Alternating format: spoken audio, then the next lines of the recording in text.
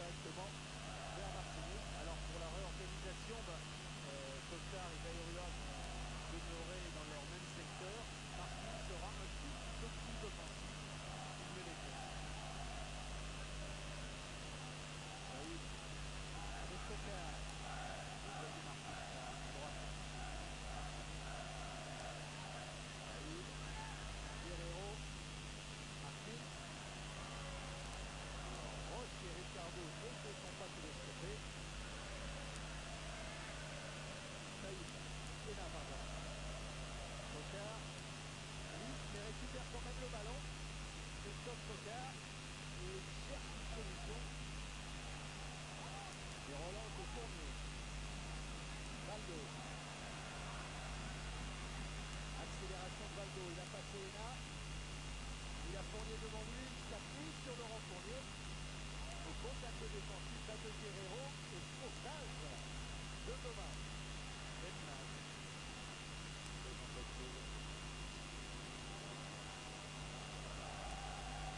Verlat. Bayrua.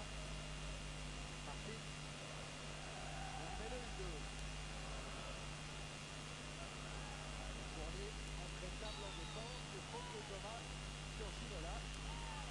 Ensuite, pour vous dire que le 36-15 code CPLS est toujours à votre disposition pour gagner un voyage d'une semaine pour 2 personnes à Majorque. Vous posez vos questions et vous avez une note. Que le téléphone 36 68 2468 est également à votre disposition. Vous enregistrez votre question, on la passera éventuellement à la fin de la rencontre. Et encore en plus, vous pouvez gagner des places gratuites pour la prochaine rencontre qui sera diffusée en direct sur Canal. Ce sera Lyon-Nantes le dimanche 3 octobre. Alors pour gagner ces places, qu'est-ce qu'il faut faire? Soit vous tapez votre initial 3615 code PLUS à la rubrique match. Et bien là, vous inscrivez votre nom, votre adresse et vous recevrez des places gratuites pour Lyon-Nantes. Ou alors vous écrivez tout simplement l'adresse c'est C plus Foot, boîte postale 129 59 009 Lille Céleste. C plus Foot, boîte postale 129 59 009 Lille Céleste. Pour gagner deux places pour Lyon-Nantes. Valdo avec Le Gouin. Ouéa. Et pendant ce temps-là, Thierry, ça ne nous a pas échappé. Goma a pris un jaune. Carte, que dirait Raymond. Le calme.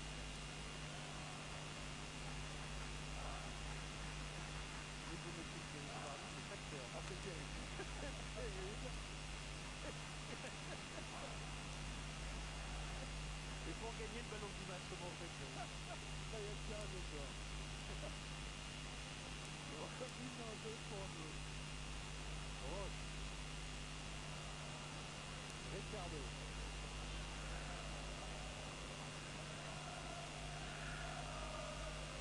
Roche.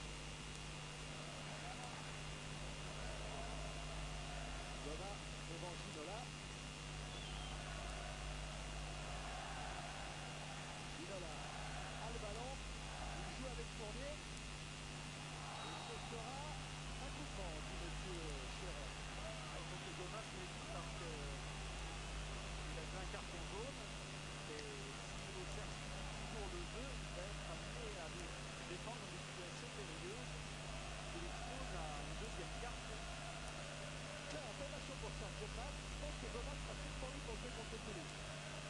Car il en est à 3 cartons au moins de 10 journées.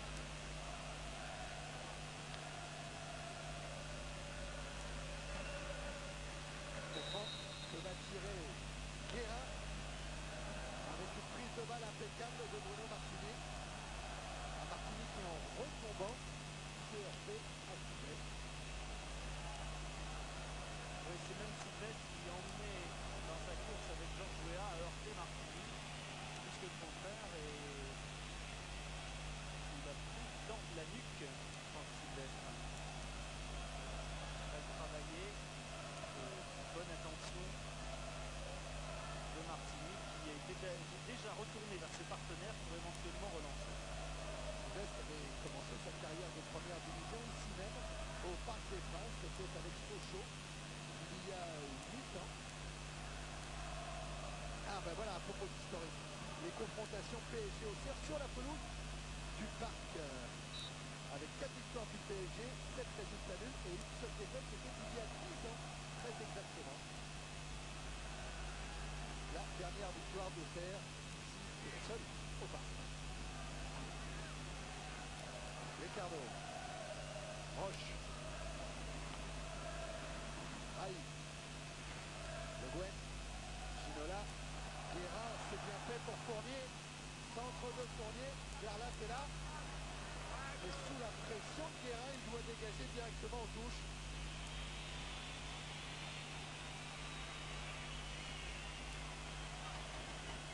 Ballon encore travaillé de Fournier et dans ces conditions-là, lorsque ça joue vite, on ne sait jamais lorsqu'on est dernier défenseur où vont arriver les attaquants. Valdo, un retour de Hena, Verlat, Hena, Goma, directement sur Fournier, Guerrero avec une main de David Ginola. Ginola, il pousse en ce moment le staff parisien à organiser le voyage pour aller à Wembley pour voir Madonna. Ah, c'était pas pour voir un match de la Cup. Colfer, Ricardo,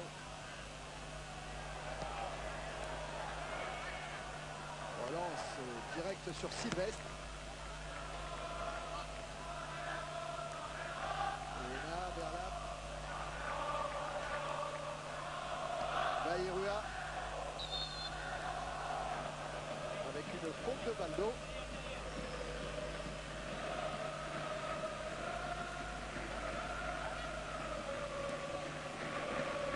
Et un coup franc joué par Maé. Intervention Fournier, Valdo met en touche. Tempête sur la Bourgogne, ouais, mais c'est Tenerife qui pourrait souffrir d'une tempête au stade de l'Abbé Deschamps mercredi prochain. Et puis Giroud et la GIA en ont vu d'autres. C'est vrai que de toute façon, il n'y a rien de déshonorant à perdre contre le Paris Saint-Germain au Parc ou au stade Vélodrome contre Marseille ou encore à Monaco. On sait de toute façon que ce sont des matchs difficiles pour n'importe qui.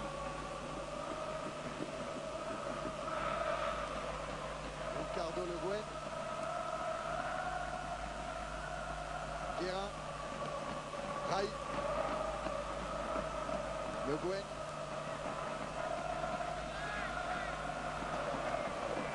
Ricardo, vers Ginola. Alors Sylvestre ou Wea, c'est Wea. Ginola maintenant. Bon tacle là d'Alain Goma. Et relance vers Coquard.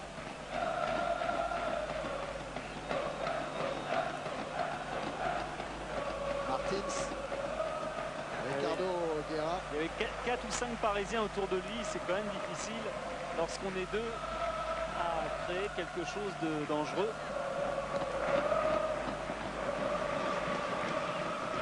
Michel Platini a dû lui aussi apprécier cette première période. Michel Platini qui a été contacté par le Real Madrid pour devenir entraîneur du Real Madrid. Mais l'ancien sélectionneur et l'ancien capitaine de l'équipe de France préfère consacrer tout son temps à l'organisation de la Coupe du Monde 1998 qui aura lieu en France. Oui, et puis au Real en ce moment ça va pas trop fort parce que le Real vient de prendre 4-0 à la Corogne et on parle bien sûr de changements dans le staff et dans l'équipe. En tout cas le Real Madrid, vous le verrez contre Oviedo dimanche dans l'équipe du dimanche, ainsi que Blackburn Sheffield Wednesday, et là vous verrez Chris Waddle, et vous aurez également rendez-vous avec Asprilla, le Colombien qui a mis 3 buts dimanche dernier en championnat, puisqu'il y a Sampdoria Parme. Ouais, Sampdoria, il y a Gullit, il y a Platt, ah, oui, oui. il y a Platt, du beau monde. Hein. Platt a mis un but exceptionnel dimanche dernier, lucarne, extraordinaire. Attention à ce centre sur lequel Fournier vient au point de chute. Et met ce ballon en retrait vers Valdo. Valdo qui tente le débordement sur Maé. International à prime, Stéphane Maé. N'est pas très loin du Parc des Princes d'ailleurs, il est né à Puteaux. Et il a 25 ans, Pierre le disait tout à l'heure, aujourd'hui même.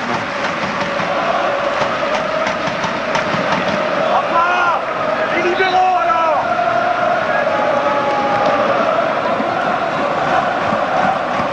de Fournier vers Valdo. Ballon sera parisien. Valdo cette fois cherche Ginola. Fournier, Valdo. Centre de Valdo. George Weah est là.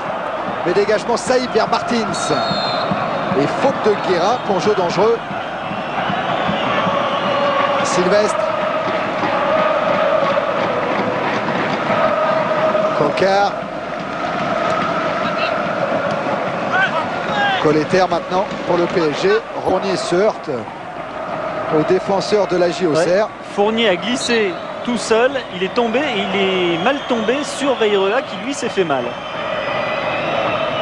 Voilà, il tombe tout seul, rien à dire. Et en même temps, c'est Veyreua qui prend un coup, mais vraiment involontaire.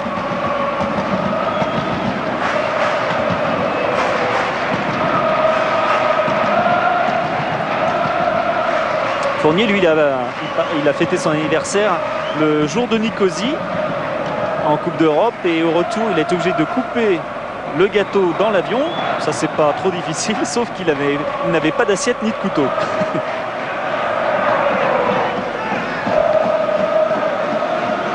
Tête de Roche.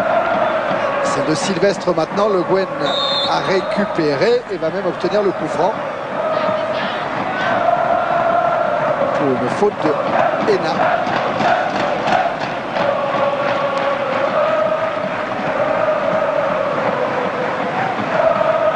Touché le capitaine du Paris Saint-Germain. Et voilà le tacle de Christian Hénin, ancien joueur de Mulhouse. Le Guen, on aperçoit son brassard. Pour la petite histoire, car elle est assez petite, et bien c'est un brassard que Guy Adam a acheté en Suède lors de leur préparation. Et il y a marqué en gros capitaine dessus. Alors comme ça faisait très bien, ils ont acheté celui-là. Tiens, au niveau des infos qui nous sont parvenues cet après-midi, Jean-Roch Testa, vous savez l'attaquant du HAC, du Havre Athletic Club qu'on avait vu contre Caen il y a quelques jours de cela, et ben, il vient de signer à Sedan. Jean-Roch Testa, il jouera dès samedi avec Sedan contre Beauvais. Et puis toujours dans les nouvelles, la Tunisie et l'Allemagne ont fait match nul, un but partout, et le but tunisien a été inscrit par justement le joueur de Caen, Fawzi Rouissi. Alors que le but allemand, lui, il a été marqué par Andreas Müller. Guérin. Aïe. Retour de Saïb. Martins. Veyreua. Avec une frappe de Moussa Saïb après une déviation poitrine de Cocard.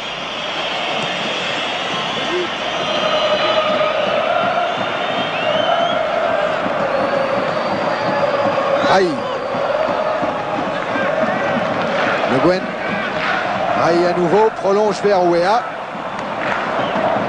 Ballon qui revient dans les pieds de Verlat. Alors normalement, Laurent Fournier et Rai vont sortir et vont rentrer Daniel Bravo et Jean-Luc Sassus.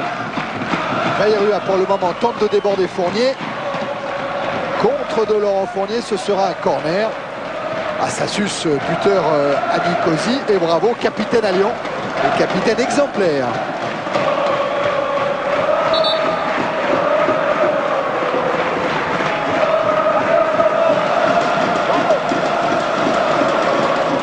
Alors le changement après ou avant le corner? Avant, semble-t-il. Monsieur Chéron a fait signe. De toute façon, il n'y a pas de balance.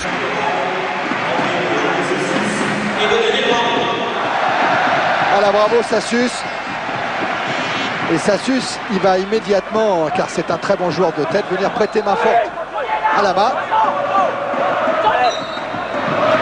Il est au premier poteau sur le corner tiré par Martins. Tête de Bravo. Guerreiro a essayé de remettre une deuxième fois. Cette fois, il trouve Martins. Sassus arrive. Martins l'a évité. Il parvient à centrer. Deuxième poteau, tête de Cocard. Ce sera une sortie de but. Ouais, Pierre, avec Thierry, Rai. Avec Rai. Il va nous dire juste un petit mot en français parce qu'il apprend en ce moment le français, mais c'est pas encore tout à fait au point. Rai, ça s'est bien passé. Oui. Voilà, Il l'a merci, dit. c'était un bon Il l'a français. dit. Merci Rai. Bravo, il l'a dit. Il fait des progrès en ce moment. Et vous verrez, ce sera comme Ricardo et comme Valdo dans quelques semaines, dans quelques mois. Rai pourra nous donner plus ample renseignements lors des interviews. Laurent Fournier, ça se passe bien là pour le Paris Saint-Germain au cours de la première mi-temps. Puis là, on a l'impression que votre équipe essaye de contrôler le jeu plus que de pousser davantage. Ouais, c'est vrai qu'on essaye, on a fait la différence en première mi-temps. Et je pense que maintenant, il faut essayer de contrôler tout en se créant quelques occasions. Mais si on pouvait marquer quelques plus, ça serait bien. Regardez ce que Jean-Paul vient de nous trouver. C'est Daniel Bravo qui apparemment est bien ouvert au niveau de l'arcade. C'est sur la tête tout à l'heure défensive qu'il a faite. Voilà. Jean-Paul Jaude l'a retrouvé à la lutte avec Saïb. Et c'est là qu'il a pris Il a l'arcade ce coup. Oui. ouverte, exactement. Mais il a pu reprendre sa place, Daniel Bravo. Hors-jeu de Ginola. Comme dirait Jean-Claude Boutier lorsqu'il commente un match de boxe, c'est spectaculaire, mais ça fait pas mal. C'est plein de sang. Verlat. Vers Bayrua. Le Guen. Colleter. Valdo. Avec un pressing là des joueurs d'Auxerre qui payent, puisque Coquard a le ballon. Coquard qui cherche une solution, va peut-être la trouver au deuxième poteau avec Bayrua. Bayrua, oui, qui fait signe. Le centre était bien. Renversement de l'autre côté au deuxième poteau. Bayrua est juste un tout petit peu en retard. On a vu Coquard jeter un coup d'œil pour analyser rapidement le placement de la défense et de ses attaquants. Encore Pascal Bayrua. Maé. Ballon intercepté par Paul Le Guen. Oh, mauvaise passe. Colter s'en est sorti. Valdo. Valdo prolonge à nouveau vers Colleter. Trop long, ballon en touche. Et maintenant, la 20e minute de cette seconde période. Et toujours 3-0 en faveur du PSG.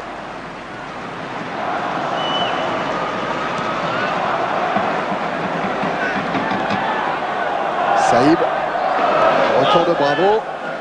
Intervention Guérin, mais Martins a le ballon. Repris par Daniel Bravo. Ricardo. Ginola en déviation vers Ouéa. Et bonne intervention de Maé.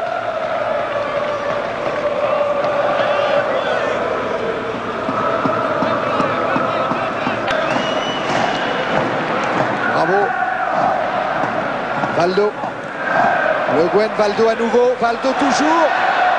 Avec un très bon tacle de Verlat, mais une main sanctionnée par Monsieur Chéron, main du Néerlandais. Et oui, en taclant, il a touché le ballon de la main. On voit Valdo sous un autre angle qui file au but. Le tacle de Verlat qui se met, bien involontairement bien sûr, cette balle sur la main. Et qu'il arrête. Sassus est monté pour placer son coup de tête.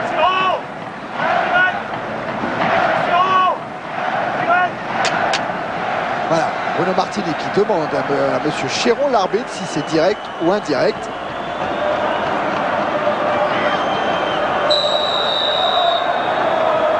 C'est direct. Valdo qui joue avec Le Guen. Et Valdo a fait semblant de le tirer direct pour la donner à l'intérieur. Et Le Guen, lui, a un tout petit peu tardé à partir, ce qui fait que la balle est trop longue. 10 ans de première division pour Bruno Martini, jour pour jour. Mais il a débuté avec Nancy et c'était contre Laval. 14 matchs. Et le troisième, Basile Boli, 254 matchs. Wea. Repris par Maé, mais Wea poursuit, mais cette fois il est contré par Verlat. Ena, Martins.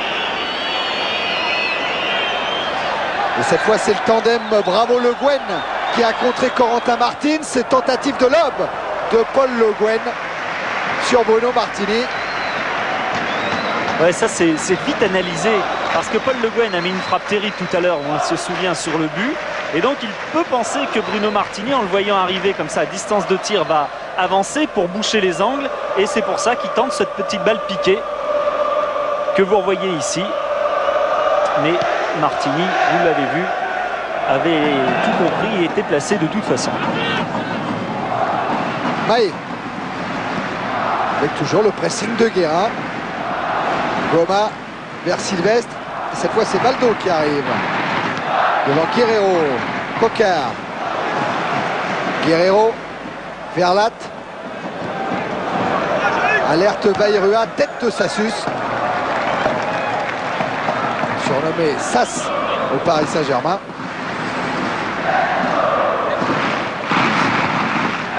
Ça fait très mal, mais Giroud va savoir se servir de ce 3-0 avant la venue de Tenerife mercredi en Coupe d'Europe. Est-ce que Martini sauvera le corner? Oui. Martini ne va pas prendre de risque vraisemblablement. Ah, ça bouge pas beaucoup autour de lui, ben oui. Alors il met directement en touche. Oui, mais c'est sage. La situation est bouchée et là au moins il n'y a pas de risque. Il est allé se replacer et tout le monde a repris sa place. Ginola. C'est Goma qui est sanctionné. Monsieur Chéron va demander à Ginola d'attendre son ordre pour jouer le coup franc. Du coup, David s'en va.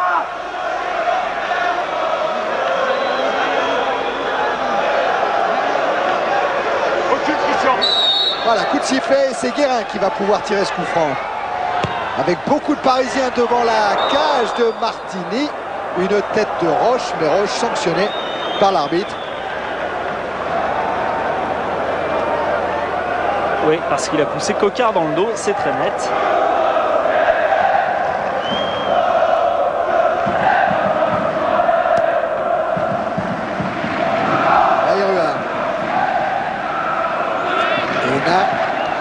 Avec son capitaine Martins, mais reprise de Le Guen. Ricardo cherche Ginola, tête de Goma. La remise en jeu de Guérin, toujours vers Ginola. Guérin. Roche. Ricardo. Ballon intercepté par Saïb. Martins. Guérin en retrait vers Roche. Sassus. Le Guen. Colleter. Cherche Ginola, intervention Goma. Et relance de Saïb vers Cocard.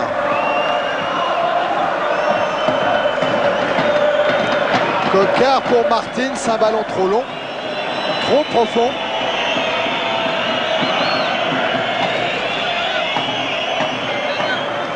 Martins, Pierre, qui intéresse, qui semble intéresser les grands clubs européens.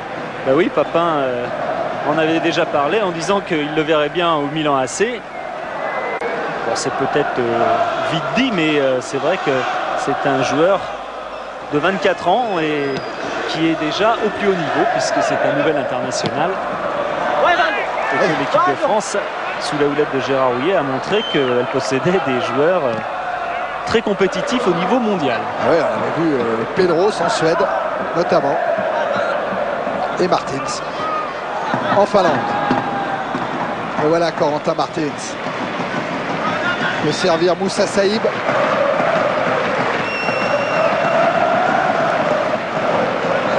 Ballon récupéré par Guérin. Et puis Martins, c'est le buteur en ce moment de la JOCR. Hein. Buteur lors des 2 dernières victoires d'Auxerre. 2 victoires sur le score de 1-0. Corentin Martins qui a prolongé d'ailleurs son contrat de 2 ans en juin dernier avec la JOCR. Cocard. Avec Vairua. Non, préfère retrouver Martins. Guerrero. Interception Valdo qui va lancer Ginola.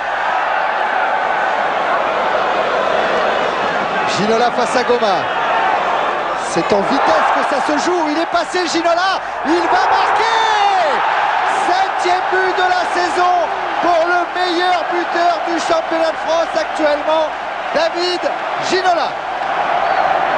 Et quand on dit ce soir que tout réussit au Paris Saint-Germain, c'est vrai que Ginola, là encore, fait un geste impeccable, idéal. Il attend bien la sortie de Bruno Martini pour piquer la balle dans un angle, mais complètement fermé, mais surtout au départ. Il y a ce tacle de Goma, suivi celui de Verlat, et il échappe aux deux. Au centre, il y a un partenaire débarqué. Il ne regarde même pas où est l'angle, et il a déjà analysé la situation. Balle piquée. Là encore, c'est très très bien joué. Ginola est en forme, Ginola marque des buts en ce moment. Et il nous prouve encore aujourd'hui que ce n'est pas prêt d'être terminé. Ah, il a touché un petit peu, tiens, Martini, au passage.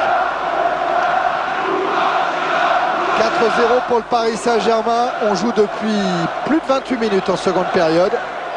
Et le public qui commence à crier « Où à Ginola ?» Et oui, Gérard Houllier, il est en train de se demander comment il va gérer ce stage contre Israël. Il a tellement de joueurs de talent en ce moment et qui sont en forme. Vous avez vu Cantona dans l'équipe du dimanche inscrire un but extraordinaire avec Manchester United. Papin marque également avec le Milan AC. Cantona est meilleur buteur. Ça va être dur de faire cette équipe-là, mais vaut mieux abondance de biens. Et ça, vous avez vu Ginola dans un de ses gestes favoris, le contrôle de la poitrine.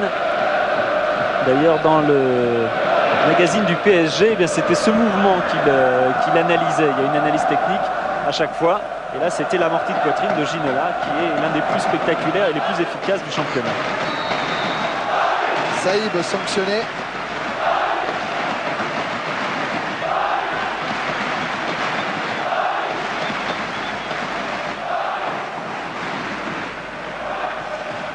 Ça suce.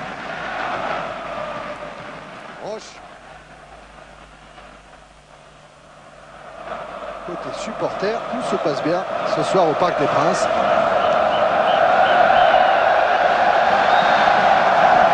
Pourvu que ça dure. Alors, Ricardo. Ce qu'on peut souhaiter maintenant à la JA Auxerre, c'est que cette rencontre ne marque pas trop l'équipe avant son match retour de Coupe d'Europe. Ou même si Auxerre a réussi un bon match à Tenerife, eh bien, la qualification n'est pas acquise pour autant.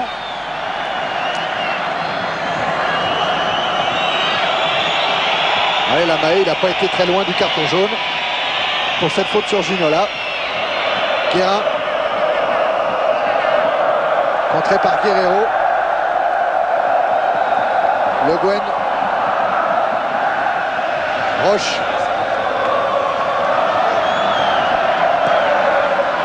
Roche qui alerte là-bas Valdo. Mais Guerrero surveillait le Brésilien. Coquard. Saïb a voulu laisser derrière lui Aena. Martins. Roche vers Ricardo.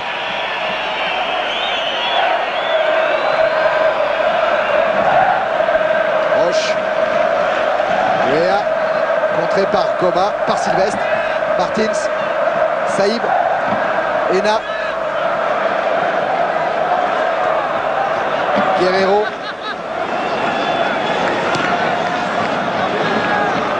Saïb. Sylvestre. Baïrua. Maé. Omaé. Ce ballon profite à Valdo. Et Valdo tout en vitesse essaye de déborder Ena. Valdo qui a toujours le ballon, qui s'est retourné pour voir arriver Daniel Bravo. Coquard. Repris par Bravo. Et un pressing terrible des milieux de terrain avec des joueurs qui, c'est vrai, ont envie de jouer, à l'image de Daniel Bravo, à l'image de Wea, on l'a vu. Ben quand ça rigole, hein, on a toujours envie de jouer. Et oui, on a entendu le discours de Wea tout à l'heure à la mi-temps, c'est « je veux prouver à mon entraîneur, je veux prouver ». Et c'est vrai que c'est une thérapie qui est très très bonne et qui amène souvent les joueurs à leur meilleur niveau. Saïb. Ena. Saïb, Sylvestre, Bayrua, Martins, Bayrua, Sylvestre, Verlat, Sylvestre, Mahé, attaqué par Wea irrégulièrement, dit Monsieur Chéron. Ce sera un coup franc.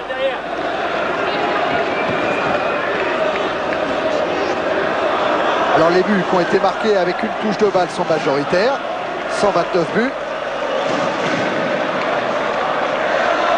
C'est ce qu'il faut retenir de cette statistique.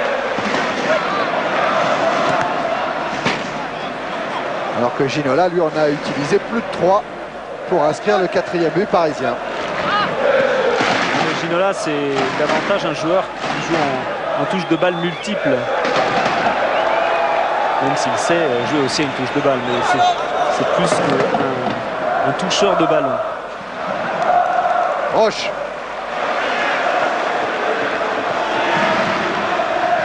Loin vers Ginola. Récupération Mahé. Verlat. Ena. Guerrero. Saïb. Guerrero. Ena avec Martins. Il ne faut pas oublier non plus que pour Auxerre, c'était un petit peu une année de transition programmée par Giroud, avec des départs aussi importants que ceux de William Prunier, de Daniel Dutuel, voire même de Stéphane Mazzolini, qui a été pendant longtemps un pilier de cette équipe de la GIA. Mazzolini qui joue maintenant à Martigues. Ouais, c'est vrai, Thierry. Mais ce travail, finalement, Giroud, il est habitué à le faire. Ce n'est pas la première saison où il est habitué à repartir de zéro avec les jeunes. La seule différence par rapport à d'habitude, c'est que depuis 2 ans, prétend-il, le championnat est beaucoup plus fort. Et pour les jeunes, c'est impitoyable. Et regardez encore Wea, ce qu'il vient de faire, même si là, il a manqué sa frappe. Mais auparavant, c'était le joueur en pleine confiance. Voilà, contrôle pour lui-même, extérieur pied droit. Et là, il va tenter une frappe encore extérieur pied droit.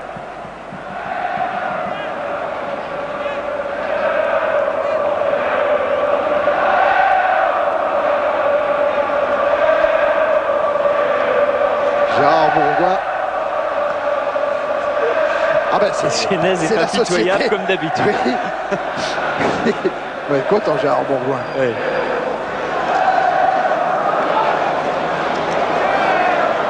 Ricardo.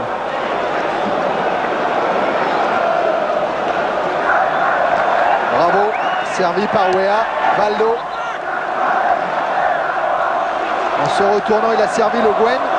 Et à nouveau Valdo, qui lui a trouvé Ginola. Encore Valdo, c'est exceptionnel! Et ça passe à droite de la cage de Martini. Candido Filio Valdo. Et ça vient de très très loin avec une passe redoublée de Le Guen et Valdo qui redonne à l'intérieur Ginola qui lui remet. Et là, tente de la pointe du pied droit, une balle qui passe juste à côté. Eh bien, quand Corentin Martins dit qu'il est émerveillé par les aptitudes de Valdo, on le comprend. Valdo, c'est l'élégance, c'est la technique en mouvement, c'est la vivacité. C'est le leader naturel sur un terrain et c'est beau. Ouais, son jeu est simple et inimitable, dit-il. Martins de Valdo. Et quand on pense que Arthur Georges craignait avant le match que Valdo ne puisse pas encore provoquer ni accélérer, parce qu'il n'est pas encore au point physiquement selon lui, eh bien, le jour où il sera vrai. Cette fois, il est pris par la défense bourguignonne. Et Martins donne à Saïb. À nouveau Martins. Coquard qui manque son contrôle orienté. Ah oui, relance de Lama très très rapide, mais pendant ce temps-là, il y avait Bravo qui regardait ses chaussures. Et du coup, ça revient avec Saïb, contré par Ricardo. Valdo. À propos de chaussures, Valdo il joue avec des chaussures neuves ce soir. Il les a prises hier à la fin de l'entraînement, elles sont toutes neuves. Eh bien, elles marchent bien ces chaussures. Valdo dans la surface de réparation de Martini. ça ne sera pas corner. C'est rare parce que les joueurs en général éprouvent le besoin de casser leurs chaussures plusieurs fois. Ils les mettent à l'entraînement pour ne pas en souffrir en match. Je dis non, ça va. Mais des petits crampons de toute façon. En matière de chaussures, moi je ne connais que les 153 000 paires gardées par Alain Giresse dans sa maison. Toutes, elles ont une histoire.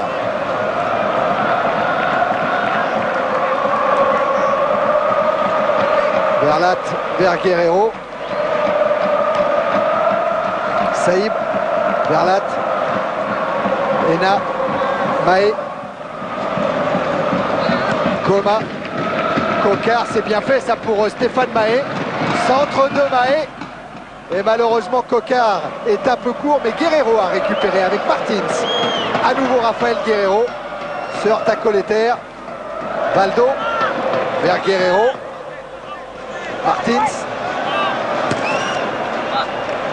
Et ballon parisien. Guérin. Pour Bernard Lama qui n'a pas eu beaucoup de travail passé le premier quart d'heure.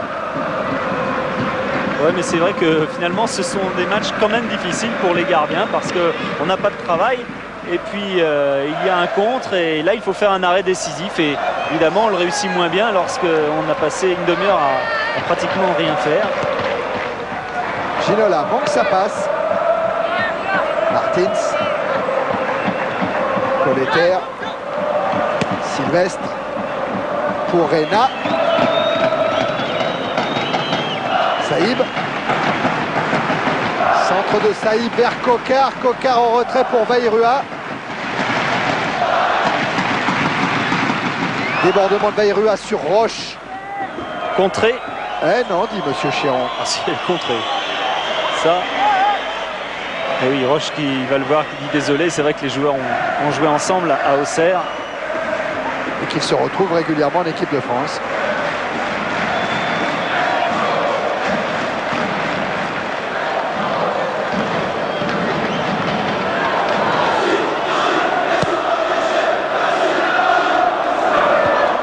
Goma plus haut que Ginola. Et à nouveau Vairua à l'ouvrage.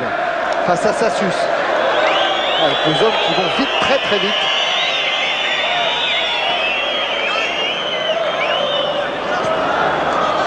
Ginola, les 5 dernières minutes. Et Cocard qui tente une frappe cette fois. Elle est, alors là, indiscutablement contrée par Ricardo. Et c'est un corner. Cocard et Vairua qui sont les 5e et 4e respectivement meilleurs buteurs du club. En tête Zarmak 94 buts, ensuite Garand 58 buts, Ferreri 47 buts et 4e c'est Vairua avec 41 buts. Cette saison en championnat contre Strasbourg, plus 1 en Coupe d'Europe à Tenerife pour Vairua. Verlat est monté. Et le ballon est sorti de la tête par Le Guen. Bravo. Ouais, bravo, repris par Guerrero, ça profite à Vairua.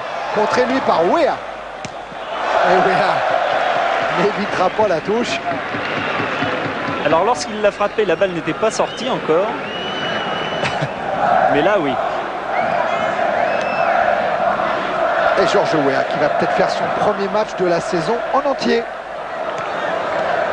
Ah bah c'est même sûr, hein, parce que là il y a eu deux remplaçants. Non mais il peut être blessé, je me rattrape comme je peux. À moins qu'il en ait marre et qu'il s'en aille. Non, puis en plus, j'ai tout faux, parce qu'il en a fait un en entier, c'était contre Strasbourg.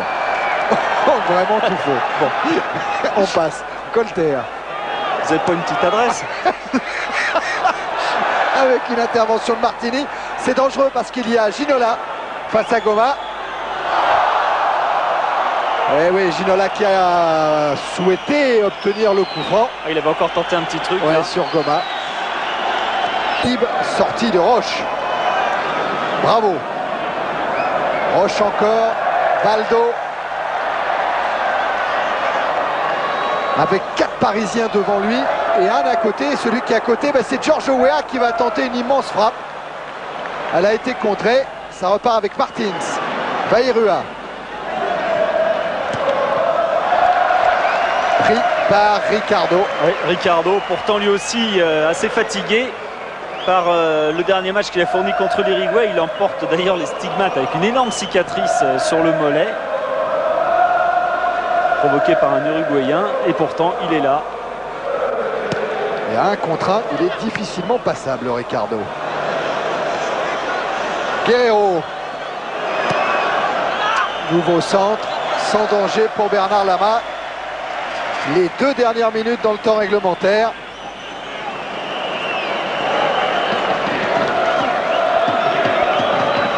Et avec cette victoire, le Paris Saint-Germain va prendre... Ah oui, ben, vous voyez, quand je vous disais pourvu que ça dure. Ouais, et ça n'a pas duré. Une fois encore, il y a des problèmes dans cette sinistre tribune Boulogne. Et pourtant, il y avait tout pour passer une bonne soirée. Quand on est supporter parisien, j'entends.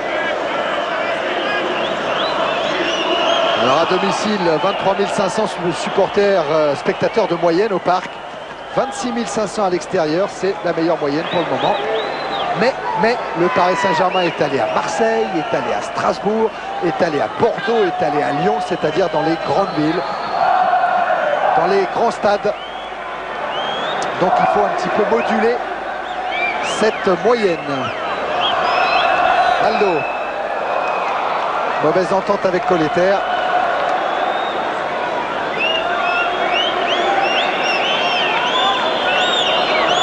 Ça s'est calmé hein, dans la tribune Boulogne.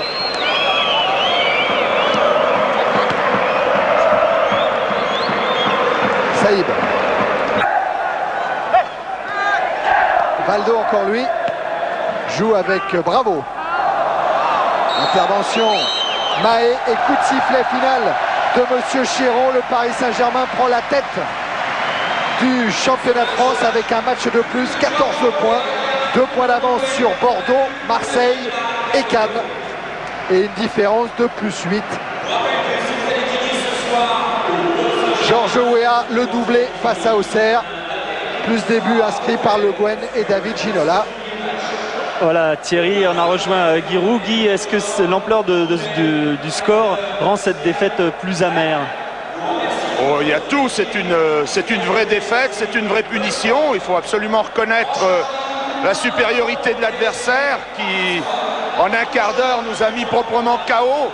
Et même les bons boxeurs ne se remettent pas à bien boxer après un KO. Je crois que notre équipe n'avait pas digéré sa très grosse semaine dernière. Et face à une équipe de cette envergure, on n'a pas été à la hauteur, il faut le reconnaître, et rien de plus. Il y a eu un excellent arbitrage. Et le score a finalement eu une ampleur normale. Lorsqu'on est entraîneur et qu'on est mené 3-0 à la mi-temps, quel est son discours? Quel est votre discours dans les vestiaires? Bon, vous savez, j'avais bien vu que Paris Saint-Germain aujourd'hui nous était très supérieur. Donc j'ai dit on va continuer. Il faut essayer de garder le moral le plus possible. Il faut essayer de serrer les rangs, essayer d'attaquer un petit peu pour réduire le score si on peut. Et puis y croire encore. Mais bon, on est réaliste quand même, on connaît le métier. Justement, le moral, c'est là-dessus que vous allez principalement travailler jusqu'au match de Coupe d'Europe pour essayer de remonter cette équipe.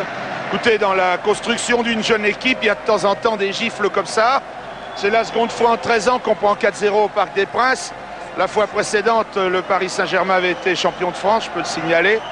Bon, je crois qu'il faut l'accepter très sportivement. Ça arrive dans le sport qu'une équipe soit un jour beaucoup plus forte que l'autre, et c'était le cas aujourd'hui. Merci Guy.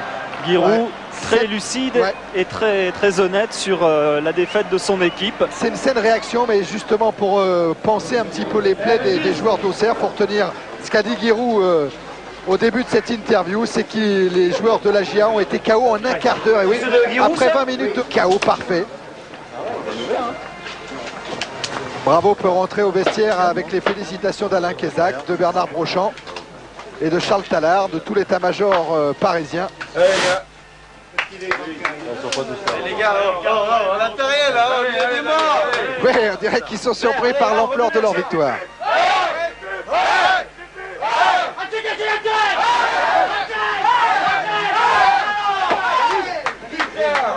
Voilà. On va voir l'animateur de ce cri, David. On va s'asseoir. Et David, un but de plus encore aujourd'hui. Bon, en plus quand l'équipe tourne comme ça, c'est plus que de bon augure. Bah, je sais pas ce que ça a donné à la télé, mais pour nous on avait l'impression sur le terrain d'avoir fait pas un match parfait, parce qu'il n'y a pas de match parfait, mais un match très rigoureux défensivement et très réaliste devant. On s'est créé un maximum d'occasions, on a bien joué au football. On a fait le spectacle, on a mis des buts. Je veux dire, bon, contre une équipe d'Auxerre, on savait qu'il était difficile à jouer avec de très bons joueurs, un collectif bien préparé. Donc pour nous, ça a été... Au départ, c'était une tâche difficile et on a vraiment su la surmonter, vraiment avec brio, je crois, ce soir. On a l'impression que de surcroît, le PSG réussissait absolument tout ce soir. À l'image de votre but, vous avez tenté quelque chose d'assez difficile et puis finalement, c'est le geste parfait. Jusqu'à présent, on me reprochait de rien tenter. Et aujourd'hui, bon, je tente plein de choses. Ça me réussit. Mais au-delà de ça, je crois que ce soir, je marque, mais je fais marquer Georges. Et c'est aussi important pour moi de faire participer mes collègues que de marquer moi-même. À partir du moment où j'aurai un service au collectif, c'est le principal. Merci David, on va aller voir Alain Roche puisqu'il nous a lancé des chaussettes. Et bien voilà, Alain, c'était disons plus facile, plus serein ce soir en défense à partir du moment où vous avez mené rapidement au score. Oui, il fallait absolument qu'on fasse un gros pressing contre ça parce que c'était vraiment très dangereux en contre. Il fallait les empêcher de partir. C'est vrai que toute l'équipe s'est bien regroupée, était très solide défensivement et c'est vrai que ça nous a permis d'avoir des contres et surtout de procurer d'énormes occasions. Et c'est bon pour le moral. Ricardo, il est dans le coin. Ah oui, on va le retrouver. Ricardo qui est juste à côté. Quand on a un petit trou, Pierre, on a le but des buteurs. Hein. Ah oui, est-ce qu'on a Antoine? Ah bon, on va le rappeler, Antoine. Parce que peut-être que son capitaine voudrait lui dire quelque chose. On va juste demander à Ricardo. On avait un petit peu peur que vous soyez fatigué ce soir. Ça s'est pas vu en tout cas. Hein. Non, c'est vrai que tout le monde a joué très bien. Et comme ça, c'est facile de jouer. Comment vous appréciez de passer de l'équipe du Brésil au Paris Saint-Germain dans un autre système de jeu? C'est difficile? C'est difficile, mais quand on gagne, c'est facile aussi. Et bon, c'est la fête au Brésil, c'est la fête ici au parc. Vous avez l'impression que le Paris Saint-Germain est très brésilien dans son jeu maintenant? Non, il n'y a pas de Brésilien, il n'y a pas de Français. C'est Paris ici, il n'y a pas de nationalité. On est 11 et on est 20. Et il n'y a pas de joueur brésilien, joueur français. On veut gagner, c'est tout. Thierry, on a Antoine? Bien sûr qu'on a Antoine. On a Antoine. Alors, voilà, on a Paul Le Guen à côté et Daniel Bravo qui a l'arcade ouverte. Attendez, moi je vais passer mon casque à Paul. Ah ouais, parce que Antoine. Voilà. Oui, ouais, oui Thierry, bonsoir. Alors normalement on doit avoir Antoine Comboiré voilà. En ligne. Je vais passer au micro parce que moi j'entends plus rien personnellement. Allez, Paul, Antoine, vous êtes ensemble, le capitaine et Antoine qui est sur son lit à Colmar. Qui commence? Antoine, tu m'entends? Oui, parfaitement. Ça va bien? Et toi, mon ami? Alors, le pronostic? Ça va, ça s'est bien passé, tu as vu. C'est surtout tes nouvelles que j'ai envie d'avoir. Moi, rien ne m'a fait plus plaisir que ce superbe but que tu as marqué. Apparemment, regarde, j'ai pas joué ce soir. Tu marques, donc finalement, à chaque... C'était sympa ce petit mot du capitaine Paul Le Guen. Et Antoine, je crois que vous faites souvent chambre commune avec Paul, non? Voilà, mais je crois que maintenant il y a une très grande chambre qui a vu le jour, c'est donc Paul Le Guen et Valdo. Ouais. Donc je crois que Paul n'a rien perdu au change. Et Antoine va falloir regagner sa place sur le terrain et regagner sa place dans la chambre en plus. Ah oui, mais là c'est une autre paire de manches, là, mais je crois que ça va être dur pour moi. Bon Antoine, on a suffisamment abusé de vous. Merci beaucoup d'être resté un moment avec nous et on vous revoit très bientôt.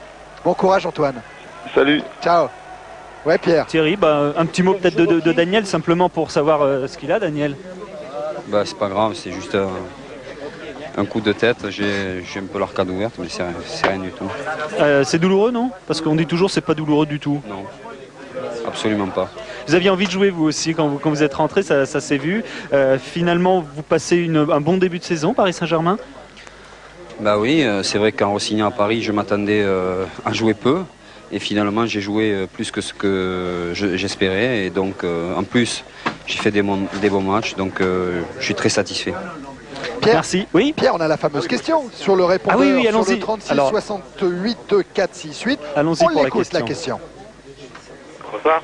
Je voudrais savoir pourquoi le Paris Saint-Germain joue avec 4 étrangers. Les 3 Brésiliens plus Wea. Merci. Voilà, c'est monsieur Standero qui nous a posé cette question. Effectivement, il y avait 4 étrangers sur la pelouse du parc. Oui, enfin on peut y répondre Thierry, parce qu'en fait tout le monde est capable de donner la réponse. En fait, il y avait pas vraiment 4 étrangers. Il y avait 3 étrangers, les 3 Brésiliens, mais vous savez que Georges Weah s'est fait naturaliser. Il n'est plus libérien, donc il est français, et c'est pour cela. Et entre parenthèses, c'est l'une des raisons qui a fait que Rai a pu signer au Paris Saint-Germain, c'est que Weah devenait français. Voilà, il est devenu français à l'intersaison. Voilà l'explication à cette question.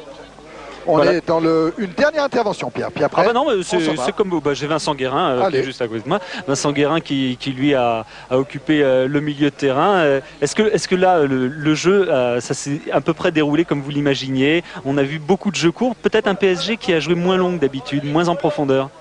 Oui, certainement. Mais je crois que c'est avec l'apport de Valdo et Rai qui s'en vantent très bien et qui jouent très bien dans le jeu court. Et je crois que le match s'est débridé un petit peu plus rapidement que ce qu'on pensait, parce qu'on a mené 3-0 à la mi-temps et à partir de ce moment-là, le match était un petit peu fini et en deuxième mi-temps, fait un petit peu